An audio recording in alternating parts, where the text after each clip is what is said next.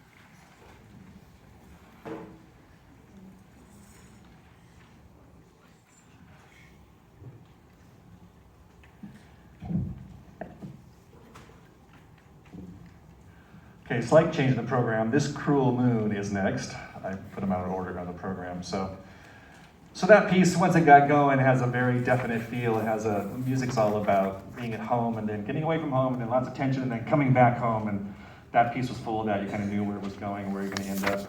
This piece, Cruel Moon, is nothing like that. So John Mackey is a modern composer and writes some really interesting things. And he writes in little bits and pieces. He doesn't write chordally like most composers do.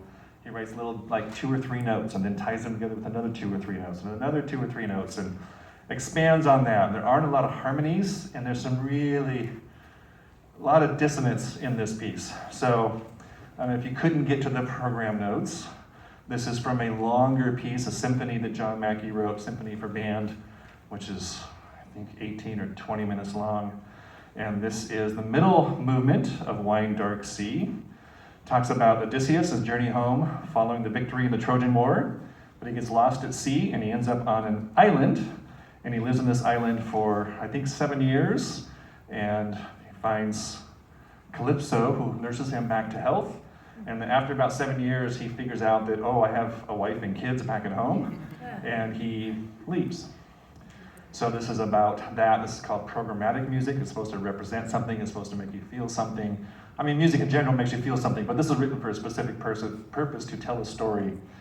So see if you can figure out where he decides, hey, wait a minute, I need to go back home. So this is a beautiful piece, one of my favorites. Like I said, some real tough harmonies in there, and it takes a little bit getting used to, but this is Cruel Moon from John Mackey.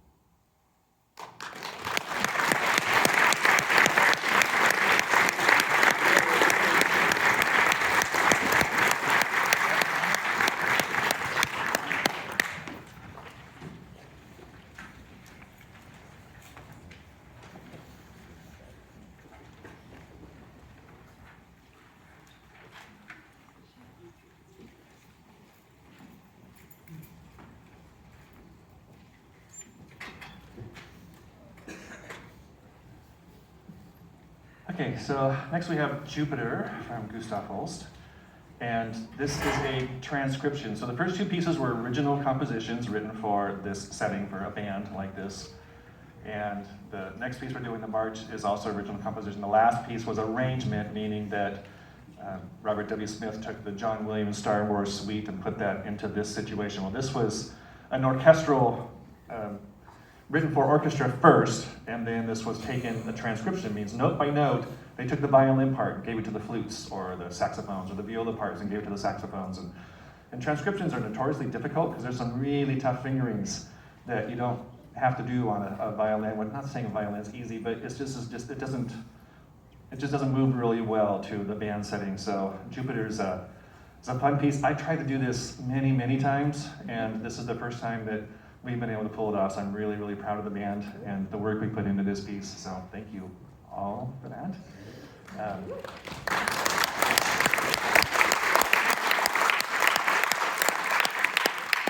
So Gustav Holst wrote this a suite for each planet, and then World War I broke out, and he said it wasn't meant to be. It does represent the planets. Jupiter's happy, Mars is war. Actually, he even said this is what war sounds like before World War I happened. So even though it's not supposed to really represent something, I think it does. So Jupiter's just an amazing piece, and the chorale in the middle is just beautiful. So Jupiter from Gustav Holst.